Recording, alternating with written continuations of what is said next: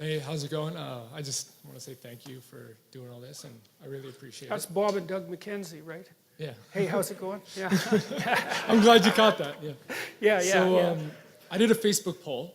Yeah. Some people who are like familiar with your work, and a question kind of rose to the top, like just right out of the blue. It was spectacular. And what it was, you didn't really touch it here, but you touched it a bit in your lectures. It was about integrating the shadow. Yeah. And one of the main questions was, how does one go about that, especially in the modern world? You know, like we're usually sheltered from anything resembling that kind of concept. You know, we don't engage like the unknown. We don't come into life or death situations, most of us, unless we work as like an ambulance, you know. Well, how does that's one do- thing you Yeah. can do. Well, that is one thing you can do, Yeah, you know, be a is that you, paramedic. well, yeah, you can search out experiences that put you there.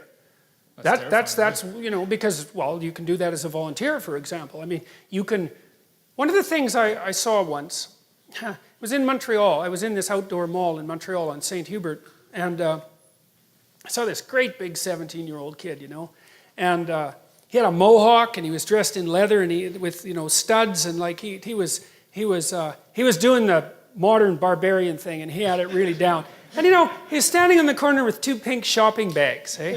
So I was looking at him, and I thought, you know, if someone offered him the opportunity to drop those goddamn sleeping bags or shopping bags and go fight with ISIS, he'd be there in a second. Yeah. Right, because what the hell is some monster like that doing standing on the corner of St. Hubert holding 2 pink shopping bags? Thank you very So, much. I mean, so some of it is that you need to find out where you can push, where you need to find out that edge that you can push yourself against. And it's going to be different for different people. But that's the call to adventure and heroism. And there are life and death situations everywhere around you if you want to involve yourself in them. Now, sometimes that might be like to put yourself together to the degree that you can, say physically or spiritually or intellectually. It could be an intellectual battle. It could be a moral battle. Like the frontier is everywhere. The frontier is just the edge between what you know and what you don't know. You want to put yourself on that damn edge and make yourself into something. And you can retreat into comfort in the modern world. And I think that is a problem. You know, I mean, I've noticed that it's one of the pathologies of wealth, I would say, because one of the problems with being relatively wealthy if you're a parent is that you cannot provide your children with necessity.